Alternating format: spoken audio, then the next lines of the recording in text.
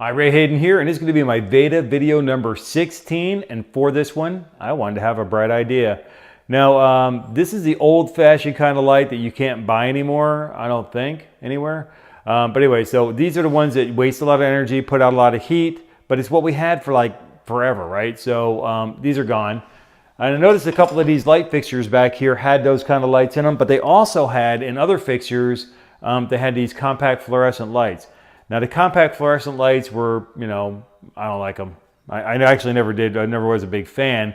But if you try to turn this thing in to the socket, you got to turn it by the bulb itself, which has these two dangerous connections to me. And if you break this thing and you get that powder on you, that's a dangerous thing. You really don't want that. So those are gone.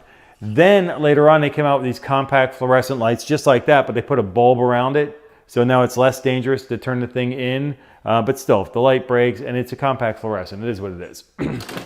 Then in the kitchen here, we had floodlights like this. All around the outside of the house, kind of had like a heavier duty fluorescent as well. Some of them didn't work, some of them were broken, like the cover was missing and stuff like that. So we got rid of all those too, and that is what I had in the kitchen here. The kitchen here had all these fluorescent, these floodlights.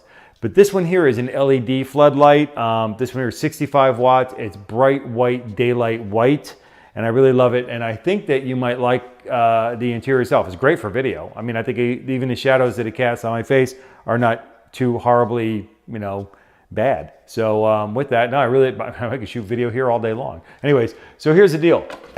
Replaced all the lights, and then there's another one I did for ceiling lights. Those ones that are like those ones there with the globes on the bottom of them.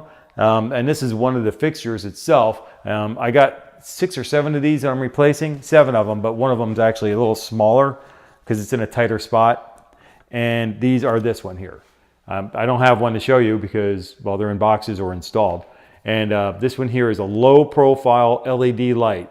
It's like, it's got a very, it says 4,000 Kelvin. That's the brightness. That's the whiteness, bright white, daylight white.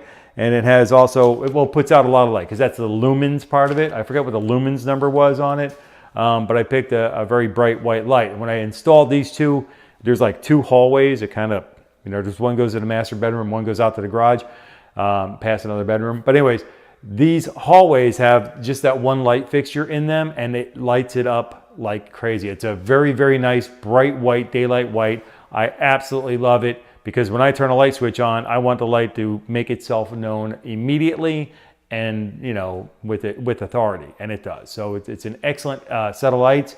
And so that's what I've been doing. Because it's been rainy outside today, I decided I would take advantage of that and do the inside work. And the inside work is basically light fixtures and painting grout lines.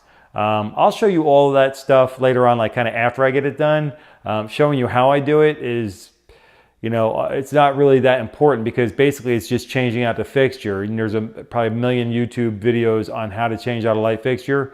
And, again, if you remember from my previous video that I made, I basically shut the entire house off. As a matter of fact, it is 8:57 p.m. locally, but that thing was flashing midnight because I had to reset it before I started this video because I shut off the entire house. Because electricity just scares me to death, and I don't want to play with that.